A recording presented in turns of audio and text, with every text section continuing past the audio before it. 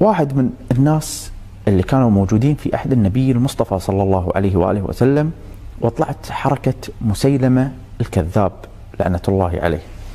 ينقل ابن أبي الجمهور الإحسائي في كتاب غوالي اللآلئ في الجزء الثاني صفحة 104، يقول أن مسيلمة الكذاب خذ رجلين من المسلمين، فقال حق واحد فيهم، قال له شو تقول في محمد صلى الله عليه وآله؟ فقال رسول الله. قال له وأنا شو تقول فيني؟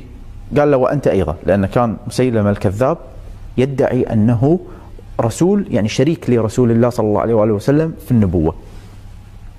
فقال له أنا، قال له أنت أيضا رسول الله، فخلاه روح. يا بالثاني قال له ما تقول في محمد؟ قال له رسول الله. قال له ما تقول فيه؟ قال له أنا أصم ما أسمع. عاد عليه السؤال مرة ثانية، جاوب نفس الجواب إلى أن 3 مرات، إلى أن قال قتلوه، فاقتلوا. فبلغ رسول الله صلى الله عليه وآله ذلك الأمر، وصل هالخبر، خبر الرجلين. فايش قال؟ قال أما الأول فقد أخذ برخصة الله، وأما الثاني فقد صدع بالحق فهنيئا له.